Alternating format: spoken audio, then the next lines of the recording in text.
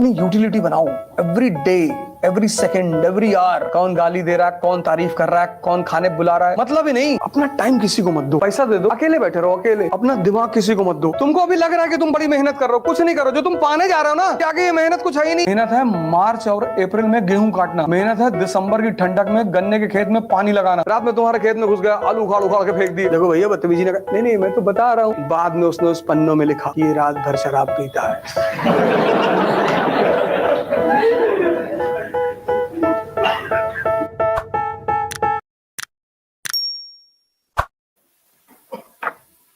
ऐसे जीवन जिया करो। पर अगर तुम्हारे घर को लोग घेर लें तो छत पर पोजीशन ले लो, मार डालो बस 20 40 50 लोग। Self defence. हमें कुल्हाड़ी लेके तुम्हारे घर पे भागे जा रहे हैं और तुम ढोल बजाओगे सारनाथ मंदिर की तरह। से महमूद जब सारनाथ मंदिर की तरफ जा रहा था तो वहां के लोग ढोल बजा रहे थे, वह प्रकट कृपाला दीन दयाला, उस जाके लूट लिया। अगर सब पोजीशन ले लिए होते खटाखट खटाखट। जो कहना है वो करना नहीं है, और जो करना है सिंपल। किसी से मत बताना कि मैं आईएएस की तैयारी कर, बताना ही मत। कोचिंग कहाँ जाते हो? वो एक लड़की आती है इसलिए जिंदगी में कभी तुम ये मत दिखाना कि तुम बहुत सीरियस हो। सब तुम्हारे पीछे पड़ जाएंगे, ना रिश्तेदार, रिलेटिव, नेबर, सब। लोगों को एक दिन ऐसे ही सुबह उठे और पता चले कि 10th रैंक आई इसमें, नाम चेक किया, तुम्हारे पापा का नाम चेक किया, गांव देखा, भागे तुम्हारे घर की तरफ और तुम कह दिए कि हम तो शिरडी टेम्पल में जाते थे तो फ्री में जो है वो सब क्वेश्चन में दिखाई पड़ गया हमको सपने में।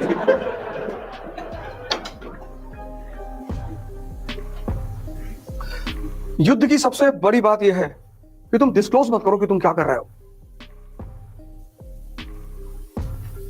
तभी जीतोगे। अगर युद्ध में तुम नजर में रहोगे सबकी तो मार दिए जाओगे। हिंदुस्तान के राजा क्यों मारे जाते? ये हाथी बैठ के लड़ते थे।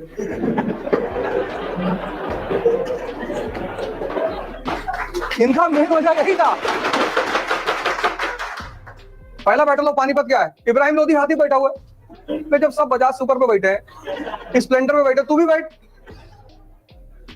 अब जो आदमी बैटलफील्ड में हाथी में बैठा, उस पर निशाना लगाना कितना आसान है। 1556 second battle of Panipat, Hemu हाथी बैठा हुआ है। इन विदेशियों को भारतीयों को हराने में टाइम नहीं लगा, क्योंकि चेस के गेम में अगर राजा गया तो खेल खत्म। राजतंत्र में और चेस के गेम में अगर राजा गया तो खेल खत्म। ये हिंदुस्तानियों की सबसे बड़ी कमजोरी थी।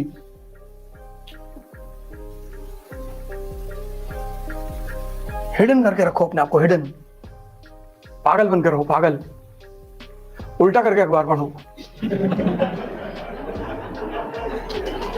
कि लोग समझ लें कि पूरा पागल है, इससे तो कुछ हो ही नहीं पाएगा। तुम थोड़ी सी इज्जत पाने के चक्कर में, थोड़ी सी, बहुत थोड़ी सी,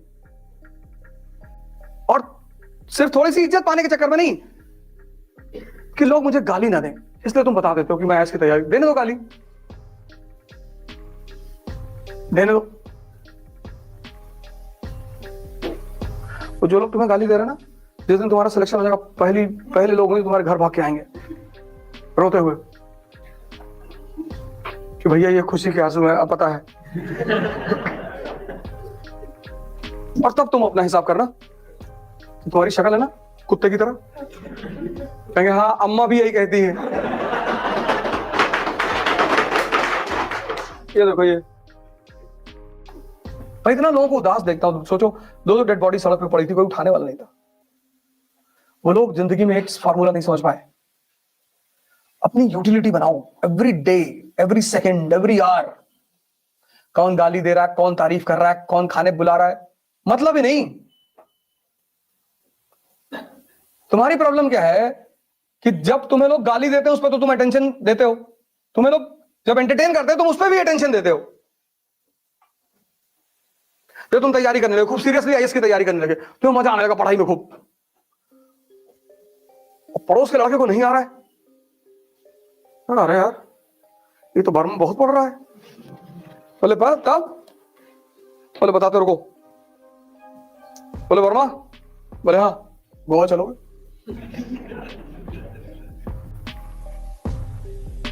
बट मैंने कहा हमारे पास पैसा ही नहीं, पापा 6,000 रुपया भेजते हैं, 2,000 कमरे चला जाता, पैसा ही नहीं बचता, हम दे रहे ना। अब दोस्ती में पैसा लाओगे? अब वर्मा के दिमाग में आया कि एक हफ्ता गोवा में हरामखोरी में मजा लिया जाएगा। और वर्मा जी चले गए गोवा, ये सोच के गए कि मेरा पैसा थोड़ी लग रहा है, बर्बाद करने के लिए इन्वेस्टमेंट भी करनी पड़ती है कभी कभी।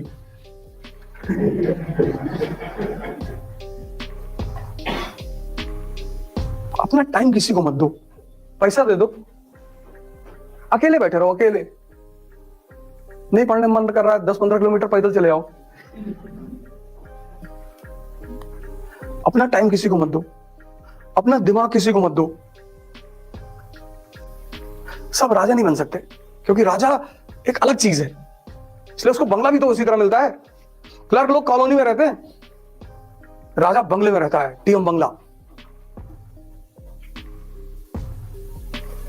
10 एकड़ में टीएम बंगला, अंदर टेनिस कोर्ट है, बैडमिंटन कोर्ट है, स्विमिंग पूल है, अपने शहर के गोल्फ क्लब का मेंबर है वो,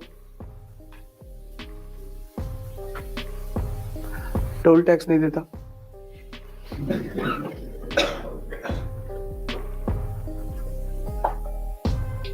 एयरपोर्ट पे जाओगे ना जब फॉरेन कंट्री, तुमको लाइन में नहीं खड़ा होना है कि भैया दुबई जा रहे थे। तुम्हारी ब्यूरोक्रेसी की अलग लाइन होगी, अलग लाइन ही नहीं होती। एयर होस्टेस आएगी, सर प्लीज,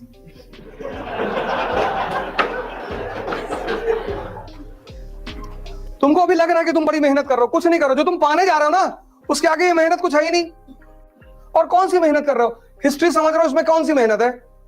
मेहनत है हल चलाना खेत में, पढ़ना मेहनत नहीं है। मेहनत है मार्च और अप्रैल में गेहूं काटना, मेहनत है दिसंबर की ठंडक में गन्ने के खेत में पानी लगाना।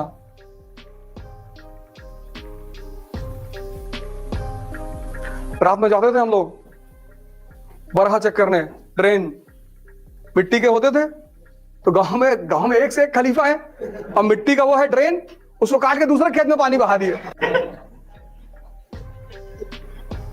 तो रात में 2 बजे जो है पिताजी बोलते थे कि भैया भैया जाओ चेक कर लो। अब फिर उसके बाद वो प्लास्टिक का पाइप आया, उसको काट दिए। गांव का जीवन बहुत चुनौतीपूर्ण है, बहुत। रात में तुम्हारे खेत में घुस गया, आलू उखाड़ उखाड़ के फेंक दिए, मटर काट डाले पूरी। और यही सब मजा है, वो भी करते हैं, हम भी करते हैं, और हम दोनों एक दूसरे को देख के मुस्कुराते हैं। पड़ोसी की भैंस गायब हो गई कि भैया 1.5 लाख की लाए थे। अरे अरे कौन लेके चला गया? वो देख रहे हैं, कह रहे बहुत गलत हो जाएगा। क्या हम ले गए?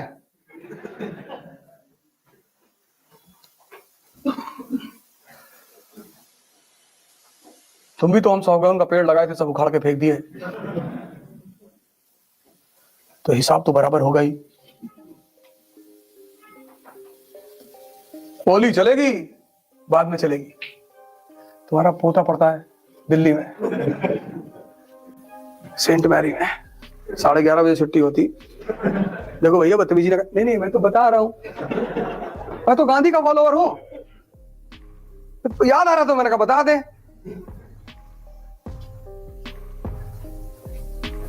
हमें कौन सा आईएएस देना है कि कैरेक्टर सर्टिफिकेट लगेगा? अब एक ही डर तो खत्म हो गया, कैरेक्टर सर्टिफिकेट। लेकिन मैं गांधी का पुजारी हूं, मुझे हिंसा से बहुत नफरत है। कोई मर जाए तो वो अलग बात है, हम तो मच्छर टहलते रहते, तुमसे कहते कि भैया चले आओ, देखो हमको काटो नहीं, हम मार नहीं पाएंगे तुमको, कि तुम जितनी लाइन मेरे बारे में लिखोगे मैं तुम्हें उतने सोने के सिक्के दूंगा। फिर तो उसी ने कहा अच्छा 20,000 लाइन लिख दी। इतनी मोटी किताब लेके पहुंचे महमूद गजनी के पास, बड़ा कंजूस आदमी था वो। उसने किताब देखी, कहा इतना लिखने के लिए कौन कहा था? इतने बड़ा लालची हो तुम? तो 2 झापड़ मारा, का इसको दे दो 50 सिक्के, 20,000 लाइन पे 50 सिक्के। फिरदौसी को पता था कि कंजूस आदमी है, उसने बीच के कुछ पन्ने छोड़ दिए थे। बाद में उसने उस पन्नों में लिखा कि ये रात भर शराब पीता है।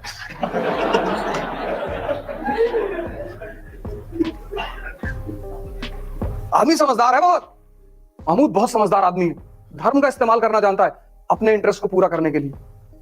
सभी यही करते हैं।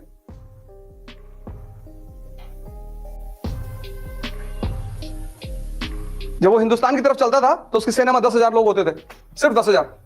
लेकिन 10,000 लोगों से कैसे लड़ेगा? तो जिहाद का नारा देता था वो। जैसे जिहाद बोलता था मुसलमानों का इंटरेस्ट जुड़ जाता था। वो 10,000 की सेना 50,000 में बदल जाती थी। फ्री में लड़ रहे तो आओ। आम आदमी तो मार खाने के लिए पैदा हुआ है ना। इमोशनल मत हुआ करो।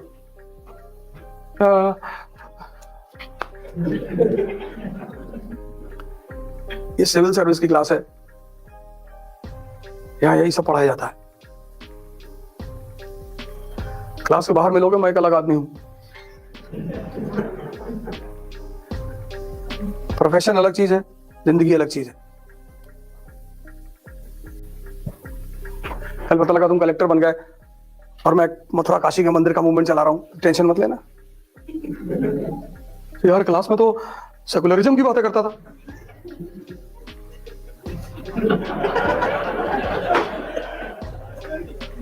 और लाठी चार्ज करने से पहले बता देना कि फायरिंग होने वाली है। मुझको इस सब्जेक्ट ने बर्बाद कर दिया। मैं भैया गांव से आया था, सीधा साधा आदमी, इसने मुझे हिस्ट्री में ऐसी ऐसी चीजें पढ़ा दी।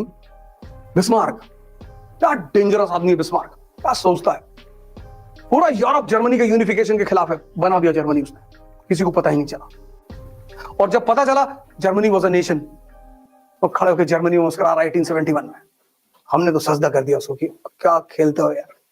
और हमारे गांव के चौबे जी वो गांव की राजनीति करते हैं। चौबे बिस्मार्क ना बन पाएंगे, गांव में रहेंगे वो प्रधान भी नहीं बनेंगे।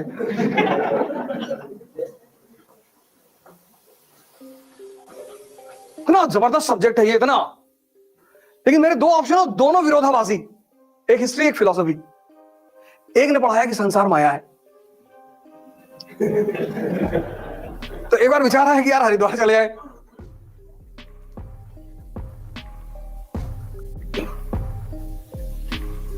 और इस सब्जेक्ट ने तो जो जो चीजें पढ़ा दी, समझो यार तुम पढ़ते हो ना, तुम पढ़ाई ऐसे थोड़ी करते हो। ऐसे पढ़े थे कि भारत पर रेगुलर इन्वेजन क्यों हो रहे थे? नहीं पढ़े थे, तभी तो तुम्हें इंटरेस्ट नहीं आ रहा था। And without interest you will never enjoy. Enjoyment का सीधा संबंध है इंटरेस्ट से। जब तुम समझते हो तो मजा आता है, इसलिए ज्यादा पढ़ाई होती है। जो तुम कहते हो ना कि मोमेंटम नहीं बन पा रहा है, एंथुसियाज्म नहीं आ रहा, उसकी वजह है तुम्हें इंटरेस्ट नहीं पैदा हो पा रहा है, क्योंकि तुम समझ नहीं रहे हो, तुम रट रहे हो, तुम कनेक्ट नहीं कर रहे हो। रात में 2 बजे तुम गाड़ी लेके चल रहे हो एक्सप्रेसवे पे, और पीछे तुम्हारे साथ 4 कमांडो AK-47 लेके चल रहे हैं, आराम से चलोगे तुम। ताकत मोटिवेशन, उत्साह जो है मोटिवेशन सुन के नहीं आता, उत्साह आता है ताकत से। और ताकत 2 हैं, एक शारीरिक एक मानसिक। उसमें सबसे बड़ी है मानसिक। अगर तुमने स्टीफन हॉकिंस की फोटो देखी होगी, पूरा शरीर खराब है, बस दिमाग ठीक है, और उस आदमी को नोबेल प्राइज मिला। उसकी फोटो लगा लो अपने कमरे में, उससे बहुत इंस्पिरेशन मिलेगी तुमको। 3-4 लोगों की फोटो लगाओ, एक अंबेडकर की फोटो लगाओ, गांधी की लगाओ, लिंकन की लगाओ, अंबेडकर की तो जरूर लगाओ, भगत सिंह की लगाओ, विवेकानंद लगाओ। और जब भी तुम निराश हो ना, इन सारे फोटो को 2-2 मिनट देखो, सोचो इनके बारे में। सोचो कि मैं अंबेडकर हूं, क्लास के बाहर बैठा हूं, लोग मेरी बेइज्जती कर रहे हैं, लेकिन मैं पढ़ूंगा। बस तुरंत तुम ऊर्जा से भर जाओगे। अंबेडकर किसी जाति विशेष के नेता नहीं है। अंबेडकर पूरी दुनिया के हर उस आदमी के नेता है जो शोषित हो रहा है। ज्योतिबा फूले ने सिर्फ दलितों के लिए स्कूल नहीं खोला था, औरतों के लिए भी खोला था।